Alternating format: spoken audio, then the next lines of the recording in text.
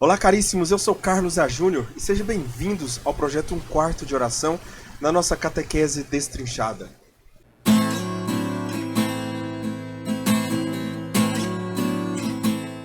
Hoje nós falaremos, nossa aula número 92, falaremos sobre a oração na plenitude dos tempos. Mas o que é a oração na plenitude? O que é plenitude dos tempos? Bom, então o catecismo ele está seguindo uma ordem de como a oração ela foi progredindo, né? Não sei se progressão seria a melhor palavra a ser usada, mas de uma forma que assim como todas as outras coisas elas foram evoluindo até chegar no ápice da evolução, né? O homem foi chegando no ápice da criação e aqui nós chegamos no ápice também da oração. Qual é o ápice da criação? Qual é o ápice da oração? É Jesus Cristo. É o tempo de Jesus. O tempo onde Jesus está na Terra, né? O tempo onde Jesus está encarnado na Terra, ele é o tempo da plenitude dos tempos. Né? A plenitude dos tempos. É o momento da plenitude dos tempos. É o auge. Não há como ficar melhor. Eu já falei isso, né? Que o Apocalipse ele começa a partir do momento em que Jesus ascende aos céus. A partir do momento em que Jesus ascende aos céus, o Apocalipse já se dá início. Por quê? Porque ele é só ladeira abaixo, né? Apesar que ali ainda está aparecendo ainda um momento mais ainda mais agradável e tudo mais, está perto do topo, né? Está perto da plenitude, mas já não é mais plenitude.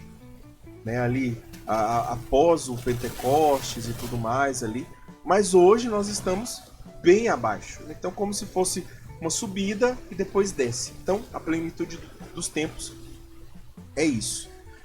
Antes de nós começarmos a nossa aula, então gostaria de convidar a se inscrever no canal, deixar o seu like, compartilhar esse vídeo com outras pessoas. Se o tema já te interessou, se você está aqui é porque o tema te interessou, então tenho certeza que você já pode deixar o seu like aí, tá bom?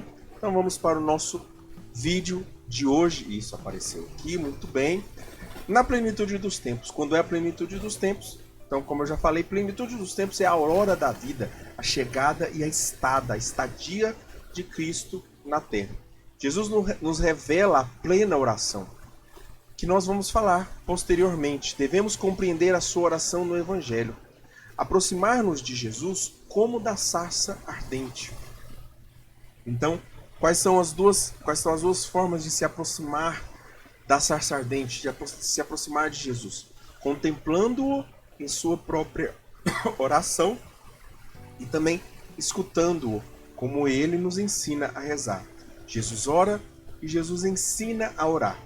Então, nós vamos falar sobre essas duas realidades, mais uma acrescida também, que é Jesus atende à nossa oração.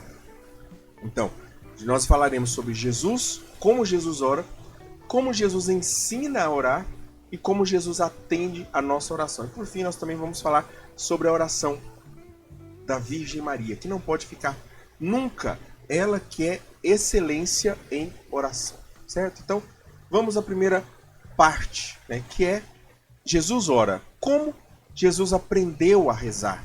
Bom, Jesus aprendeu a orar segundo o coração de homem, filho de Deus, feito filho da Virgem e com a sua mãe. Então ele aprendeu a rezar antes de tudo. É muito piedoso nós falarmos que Jesus ensinou, que Jesus aprendeu a rezar com Maria. Mas antes de aprender a rezar com Maria, ele, como filho de Deus, já tem a oração em si. E como é encarnado, como é o filho encarnado de Deus, então ele também tem a oração encarnada em si. Mas obviamente nós não podemos deixar de citar e dizer que ele aprendeu também com a sua mãe. Aprendeu as formas como ela rezava, né? As fórmulas de oração que os judeus rezavam. Então, os judeus eles tinham muitas orações que eles faziam diariamente, constantemente, para se manter em oração, para se manter na presença de Deus.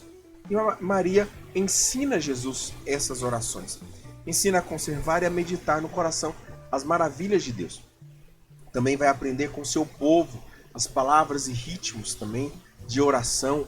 Se você não sabe, a Igreja Católica ela nos convida a um ritmo de oração, né? Que é um ritmo diário, que é um ritmo horário, né? De hora em hora, semanal, diário também, né?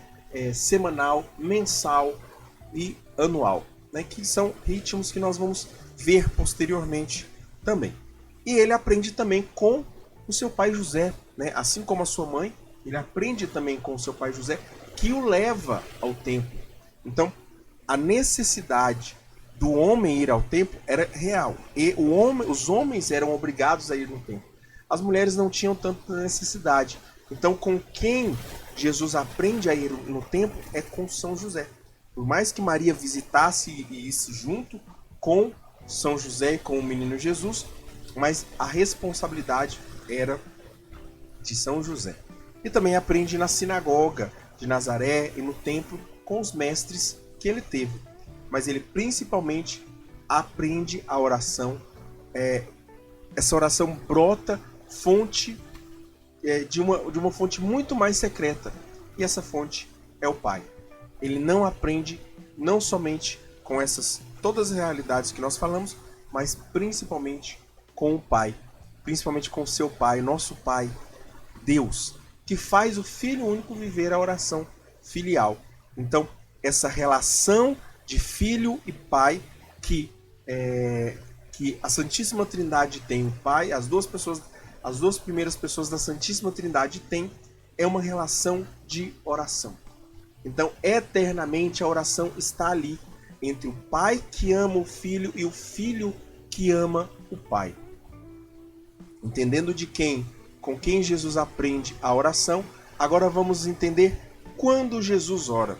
Jesus é sempre impelido pelo Espírito Santo a rezar, a orar. A oração de Jesus é uma entrega humilde e confiante da sua vontade à vontade amorosa do Pai. Então a oração de Jesus é sempre essa entrega da sua vontade à vontade do Pai, de fazer com que a vontade do Pai aconteça na sua vida. Jesus ora nos momentos decisivos também, né? Não só ora como costume dos judeus, mas também ora de uma forma nos momentos decisivos. Então existem momentos que ele se vê necessitado. Exemplo, né? Quando ele vai decidir sobre a sua missão e a missão dos outros também. Quando ele vai decidir fazer ou não a vontade do Pai. Então, nós temos esses dois momentos que nós podemos falar. Nós podemos ver também que ele reza antes do seu batismo. Ele reza depois do seu batismo. Acho que aqui está errado, né? Antes do batismo não está registrado que Jesus reza. Mas depois do seu batismo nós podemos ter certeza que Jesus reza. Antes também da sua transfiguração, durante a sua transfiguração e antes também de cumprir a sua paixão. Também ele reza quando vai decidir a missão dos seus apóstolos, antes de escolher os 12 e os chamar. Antes também de Pedro o confessar como Cristo de Deus.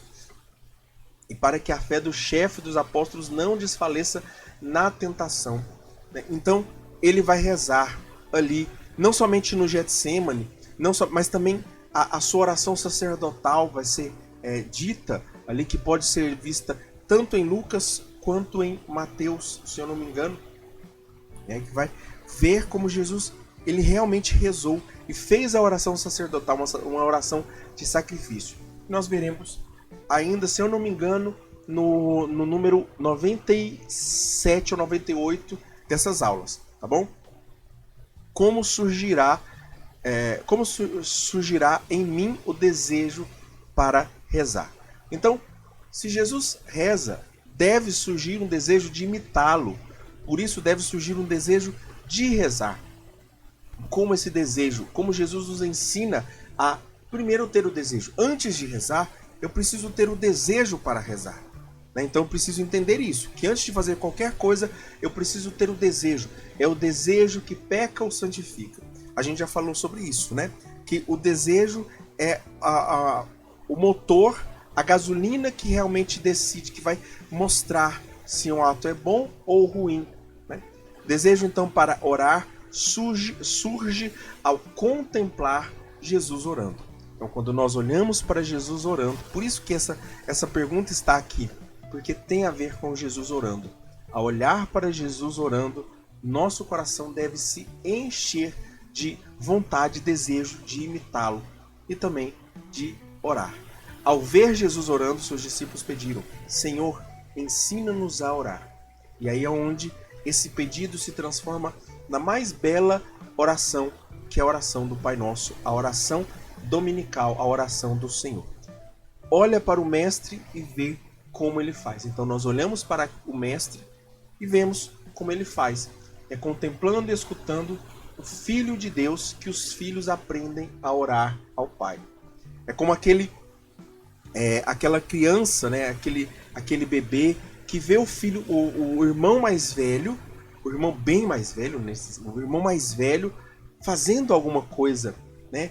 Ajudando alguém, e aí aquele jovem, aquela criança, aquele bebê, ele se sente impelido em seguir o exemplo do irmão. Então é isso que nós fazemos com Jesus, né? Jesus é o nosso Senhor, é o nosso Mestre, é o nosso Deus, mas nós devemos seguir o seu exemplo. Como Jesus então ora? Na maioria das vezes, Jesus ora sozinho. Então a companhia de Jesus é sozinho. Isso não significa que ele não vá rezar acompanhado. Isso não significa que ele não possa ter rezado acompanhado. E até em alguns momentos ele reza na frente de outras pessoas. Mas ele reza ao Pai. Ele reza ao Pai. E é uma coisa que nós precisamos entender. Muitas vezes nas nossas reuniões de família, as orações se transformam, ou reuniões de grupo de oração, as orações se tornam muito mais desabafos e críticas aos outros do que realmente oração ao Pai. Também Jesus reza na montanha, que tem o significado de buscar as coisas do alto. Cristo buscava estar próximo do seu Pai. À noite, onde ele busca a revelação das luzes. É na noite que as luzes que realmente importam se acendem mais, as luzes das estrelas, né? As luzes o luar, né? A lua, ela quando está de dia, que ainda dá para nós vermos, ela ainda de certa forma ela ainda está muito clara, muito fraca a sua luminosidade, mas à noite ela brilha muito mais intensa. E essa luz que Jesus procura, obviamente que aqui nós estamos desconsiderando o sol, mas no sentido de que o sol ele ilumina toda a lua, ele também dá esse destaque. Quando o sol se retira, ele dá esse destaque para as outras estrelas. O sol sendo uma estrela, ele dá esse destaque para as outras estrelas. Também apresentando os homens. Então ele abraça a missão. Assim como nós. Então nós devemos aqui, vamos seguir esse mesmo caminho de rezarmos sozinhos, de procurarmos as coisas do alto, de procurarmos as verdadeiras luzes, de apresentar os homens, abraçar os homens, viver a caridade, certo? Oferecendo todos os homens a nossa missão ao Pai, uma forma de nos submetermos e obedecermos ao Pai. Também oferecendo-se em sacrifício. Então é importante na nossa oração é também oferecer-se em sacrifício, doar aquilo que nós somos. Muito mais doar aquilo que nós temos, é doar aquilo que nós somos, certo? Oferecendo-se também em sacrifício, oferecendo-se sacrifício e também compadecendo-se das fraquezas humanas, percebendo que existem pessoas que precisam de alguns ajustes, ajuda, né?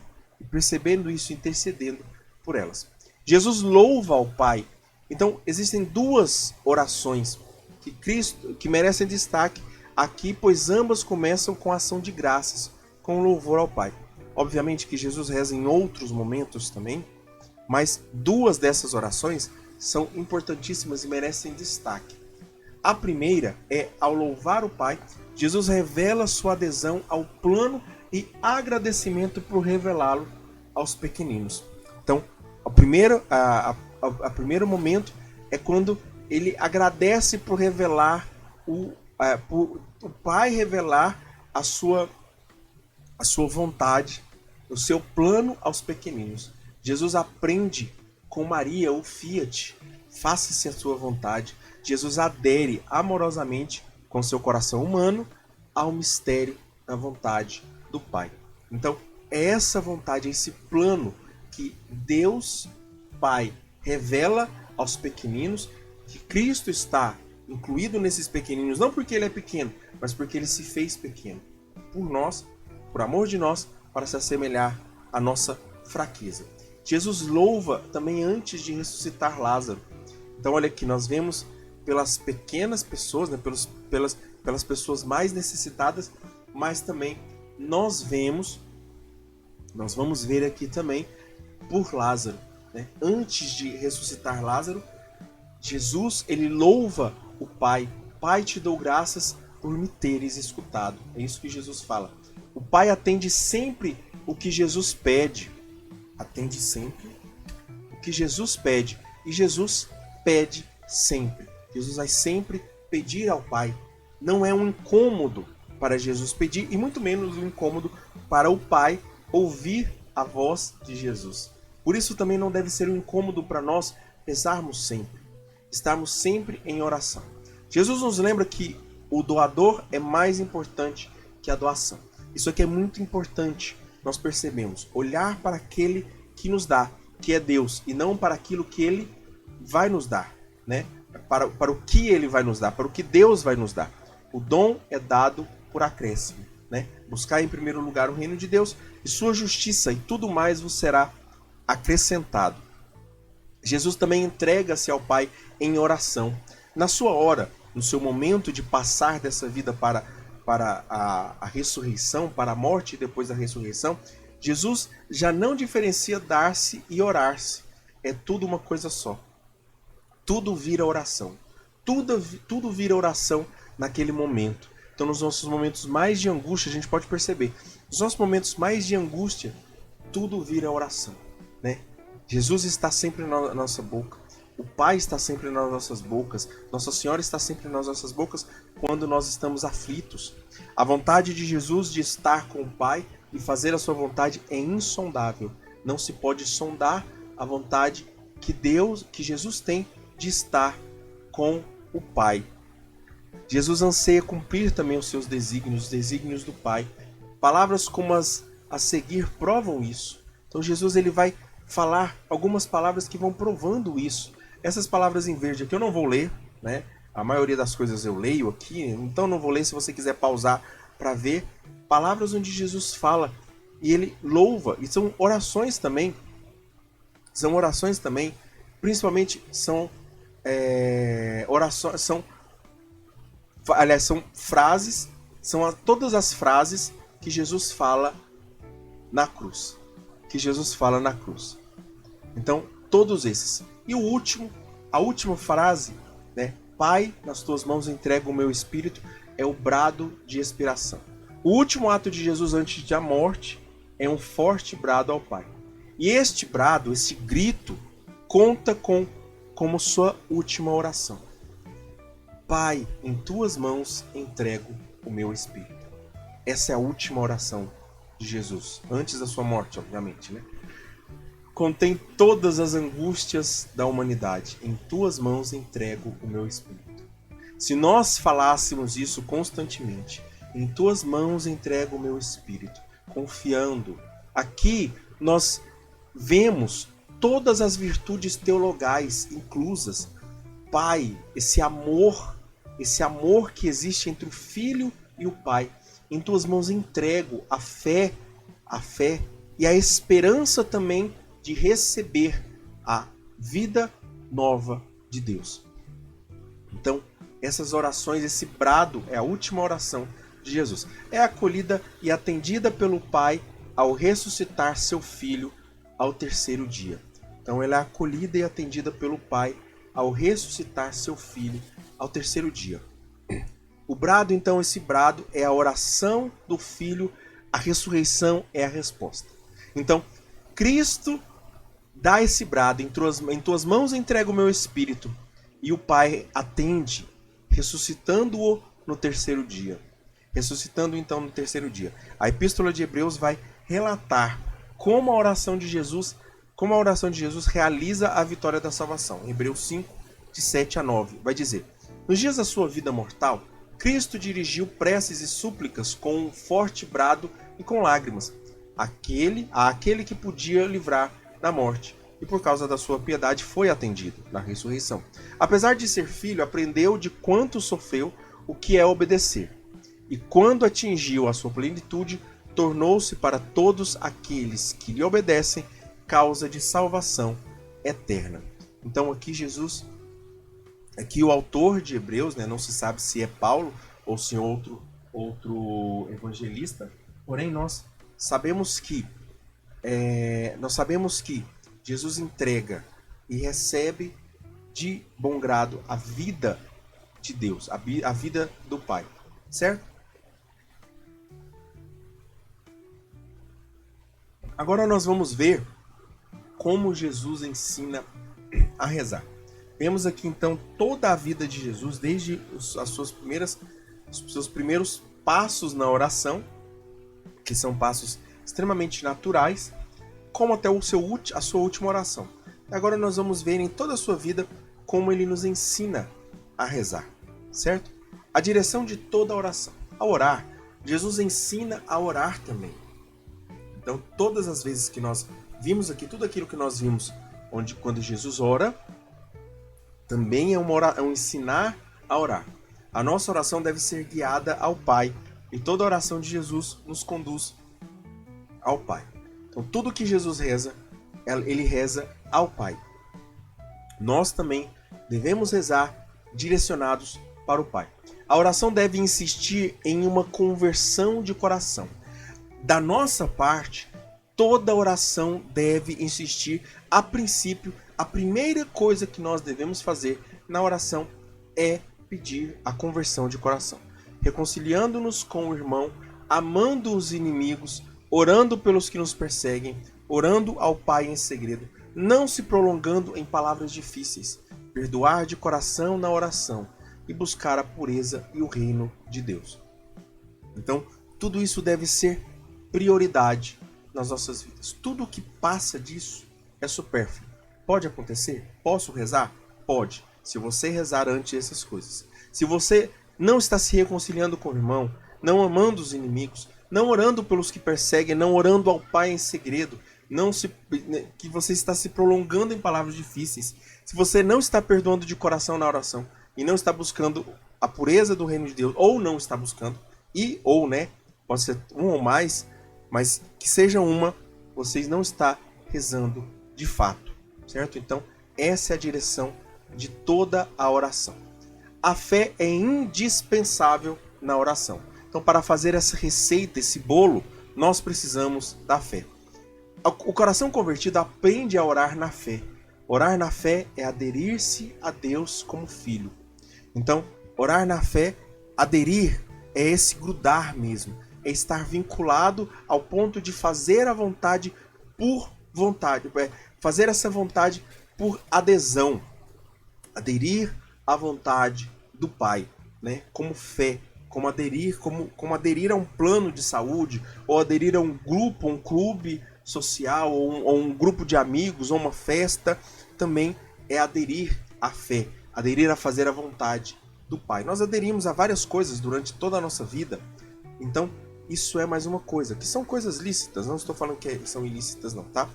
Jesus é a porta e o caminho que nos abre se batermos para sermos filhos.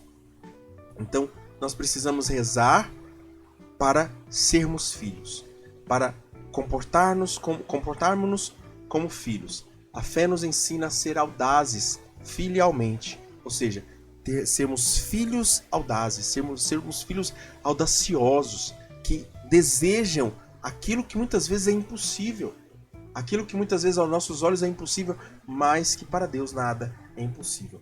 Com uma fé que não hesita, uma fé que tudo alcança, uma fé que tudo acredita receber.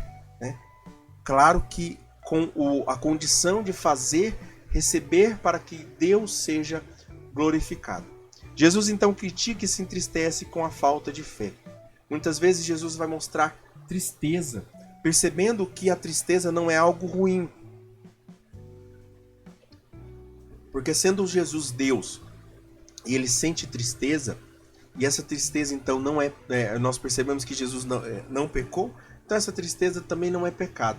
Jesus se entristece quando o homem se afasta de Deus, né? Jesus como Deus e Deus encarnado, ele pode de fato, agora sim, ser humanizado, ser antropomorfizado, né? Ou seja, assumir as formas humanas. Como no Antigo Testamento antes era assumir, Deus assumia alguns autores vão assumir Deus como essa figura humana. Porém, Deus ainda no Antigo Testamento não é humano, né? Você vai percebendo, Deus escreveu com a sua mão. Deus até então não tinha mão. Deus até então não tinha mão. Falou com a sua boca, a sua língua de fogo e tudo mais. Sabe, são coisas do físico que não inclui. Mas Jesus, ao encarnar, ele vai realmente fazer tudo isso.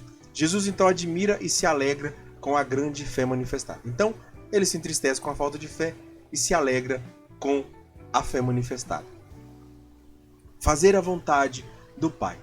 Bom, então para rezar, nós precisamos buscar fazer a vontade do Pai. Se preparar para fazer a vontade do Pai é o que uma oração de fé requer. Então a nossa oração, cheia de fé, ela precisa estar vinculada à vontade e a querer fazer a vontade do Pai.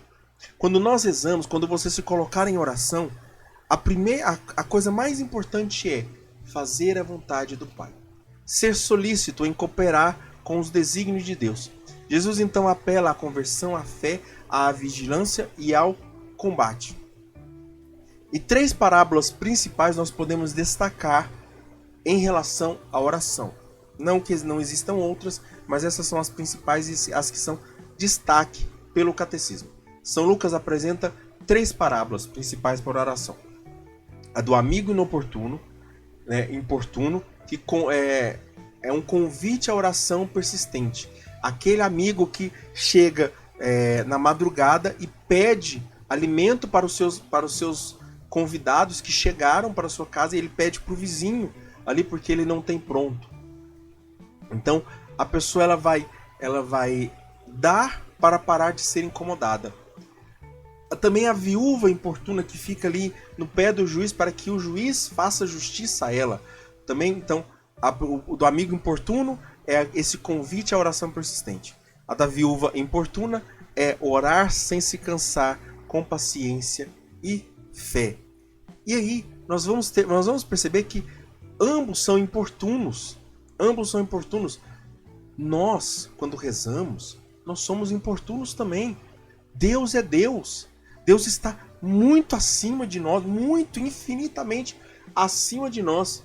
E nós nos recorremos a falar com Ele de uma forma tão natural, tão coloquial, que é como se... Imagina uma formiga chegando, querendo falar com você. Entenda? Então, assim, aliás, nem se compara uma formiga como tentar falar comigo e eu falar com Deus. É muito mais difícil, é muito mais fácil uma formiga falar comigo do que eu falar com Deus. Mas eu falo, eu sou importuno, nós somos importunos e Deus assim nos ouve, porque Ele nos ama, porque Ele nos ama. E também a terceira parábola é a do fariseu e a do publicano, onde um reza com humildade e o outro reza com arrogância. O fariseu reza com arrogância. Bendito és tu, Senhor, porque me fizestes bom e tudo mais. Aquela oração falsa. E já o publicano que reza, eu não sou digno de estar aqui, por isso eu me coloco no último banco. Orar com humildade. Dizer, Kyrie eleison, Senhor, tende piedade de mim. Nós então vamos rezar em seu nome, no nome de Jesus. A nossa oração ela está vinculada ao nome de Jesus. Por quê? Reza aquele que é cristão. Então, quando ele é cristão, ele recebe o nome de Cristo. Recebendo o nome de Cristo, nós rezamos como Cristo. Jesus confia aos seus discípulos algo novo. pedir em seu nome. Então, até então, as pessoas rezavam, mas não rezavam em nome de algo ou alguém. Quando Jesus ensina, ele reza: pedi isso em meu nome. Quem crê em Jesus é introduzido no conhecimento do Pai. Este já não precisa ser ainda batizado para rezar.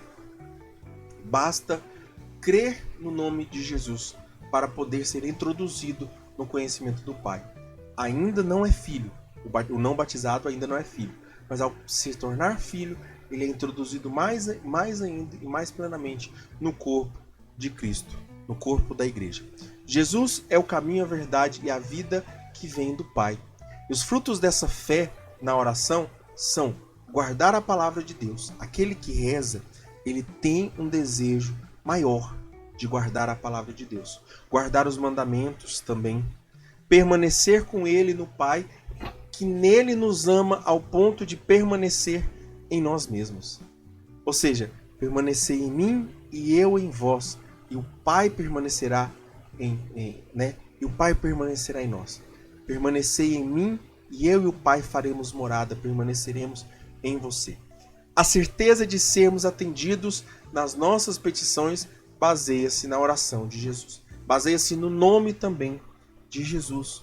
Então, quando nós acreditamos que iremos receber, é porque acreditamos no nome de Jesus. Tudo isso tem um poder e é o poder do nome de Jesus. O Pai nos dá o seu Espírito. Nossa oração unida à de Jesus nos alcança o Espírito Santo pelas mãos do Pai. E aqui nós vemos uma novidade. Nós vemos uma novidade que é, no Espírito Santo, a oração cristã é comunhão de amor com o Pai. Não somente por Cristo, mas também nele. Então isso é novidade. Isso é a novidade. O Espírito Santo, que antes habitava esporadicamente os profetas, agora habita plenamente, constantemente nos batizados. Então, antes eram somente os profetas e os sacerdotes, e alguns sacerdotes que recebiam o Espírito Santo para ocasiões específicas, né? Os sacerdotes para algumas coisas, os profetas para outras, e assim por diante. Mas Cristo nos dá o Espírito Santo, e do Espírito Santo nós podemos permanecer constantemente. Certo? E Jesus atende a nossa oração. Bom, Jesus atende a oração de todos aqueles que durante o seu ministério se aproximaram dele com fé. E aqui nós temos vários exemplos, nós vamos ter vários exemplos. O leproso, Jairo, a cananeia, o bom ladrão, os amigos do paralítico, a hemorroísa, a pecadora, os cegos, né? Então todos esses se aproximaram com fé de Jesus. E ele se alegrou com todos esses. E aqui nós temos ainda outros também, né? Que não foram mencionados. Jesus atende tanto em curas quanto em perdão dos pecados. Não é que ele queira curar, ele quer, em todos ele perdoa, mas ele principalmente deseja perdoar. Ele deseja perdoar. Sendo nosso sacerdote, ora por nós. Olha que lindo isso que Santo Agostinho fala. Sendo nosso sacerdote, ele ora por nós, porque ele é a nossa ligação entre o Pai e nós. Sendo a nossa cabeça da nossa igreja, ele ora em nós. Ele está unido ao corpo. Ele está unido ao corpo e unido ao corpo ele ora também em nós. Sendo o nosso Deus, a ele oramos. Rezamos também a Jesus. Reconheçamos, pois, nele a nossa voz e a voz dele em nós. Então, quando nós falamos, nós rezamos a Deus e também ouvimos de Deus a sua voz. Ouvimos a voz e falamos pela sua voz, certo? E para finalizar, esse parágrafo vai ser bem curto, né? A oração de Maria. A oração de Maria antecipa-se à encarnação e revela sua adesão e cooperação ao plano de Deus. Fiat voluntas tua. Faça-se a tua vontade. A oração de Maria, agora vamos não esquecer Jesus, né? Mas agora vamos tirar o foco. Não, tirar o foco também é errado. Não, perdão. Esquece isso que eu falei. Vamos olhar para Nossa Senhora agora. Como Maria reza. A oração de Maria antecipa-se à encarnação e revela a sua adesão e cooperação ao plano de Deus. Ela antecipa-se à encarnação. A oração de Maria nos é revelada também em seu Magnífica. É um louvor pleno de uma pessoa que se sente, que vê humildade em si, que se mostra que é a mulher mais humilde que já existiu. O poderoso fez em mim maravilhas. Ela reconhece a dignidade e a altura de Deus. A oração de Maria é intercessora. A oração de Maria é intercessora. Nas bodas de Caná, ela ora, porque ao conversar com Jesus, tudo se torna oração. Toda conversa com Jesus se torna oração. Maria sabia disso. Maria sabia disso. Então, sim, um simples aceita tomar água, quando Maria falava ali, às vezes, para Jesus, já era uma oração. A oração de Maria, então, ela é essa intercessão, ela é essa glorificação, primeiro, ela é essa adesão à vontade do Pai, ela também é esse louvor à vontade, ou ao que Deus fez, ao que Deus realizou. Ela também é uma intercessão, como nas bodas de Caná. A oração de Maria também é silêncio aos pés da cruz. Muitas vezes, nós não conseguimos rezar, tamanha a dor que existe em nós. Mas ao contemplar Jesus na nossa dor, como Maria contempla Jesus na sua dor, nós também rezamos, mesmo que não rezamos, mesmo que não falemos palavras, mesmo que não saiam palavras dentro do nosso coração. O silêncio também é oração. Rezar também, dá para rezar também no silêncio. O silêncio também se faz, essa oração. Permanecer aos pés da cruz em silêncio. E a oração de Maria nos acompanha também no Pentecostes. Quando estavam todos reunidos, ela estava também ali, no mesmo lugar. Então Maria vai nos ensinar a aderir à vontade do Pai, a louvar a Deus pela verdade revelada, pelo poder de Deus, louvar a Deus pelo poder dele, também por interceder, também por silenciar na dor e também por acompanhar aqueles que precisam do Espírito Santo, né? E aqui Maria pode ser a figura também do catequista, do padre, que aconselha, que ajuda, que reza junto. Muitas vezes nós vamos rezar junto com outras pessoas. A dor é de outro, a necessidade é de outro. Maria não tinha necessidade do Espírito Santo ali, porque já tinha o Espírito Santo desde o seu nascimento e também porque era a esposa do Espírito Santo. Então, nós percebemos aqui em Maria e em Jesus exemplos perfeitos da plenitude da oração. Como a oração pode se realizar em nós. Correto? Então é isso. A nossa aula de hoje é um pouco mais curta, é um pouco mais breve, mas eu tenho certeza que vai enriquecer muito. Leve isso para a sua oração. Leve esse momento para a sua oração. E nós estamos chegando ao fim desse curso. Nós estamos chegando. Para mim é uma alegria. Ao mesmo tempo eu falava com uma amiga, né? Para mim é uma alegria terminar isso, porque muitos tentaram fazer esse curso e que são muito mais capacitados do que eu. Porém, a constância e muitas atividades realmente atrapalham. É difícil mesmo. E com a graça de Deus eu consegui. Estou terminando esse curso. Nós estamos terminando, né? Você também está terminando esse curso aqui. Então é muito importante para mim terminar esse curso. É uma alegria, né? Por terminar, mas é uma tristeza por saber que nós não teremos esse momento mais com o catecismo, né? Nós não poderemos ter esse momento mais com o catecismo aqui que nós temos, né? Mas teremos outros momentos. Calma aí. Vocês acharam que eu ia abandonar vocês? Não, eu não vou abandonar vocês, não. Por enquanto, não, porque Deus não vos abandona. Então, se Deus me der oportunidade de continuar aqui, ótimo, eu estarei aqui. Então, louvado seja o nosso Senhor Jesus Cristo, para sempre seja louvado. Não se esqueça de se inscrever no canal, deixar o seu like, compartilhar esse vídeo até o final, tá bom? E encerramos esse vídeo em nome do Pai, do Filho e do Espírito Santo. Amém.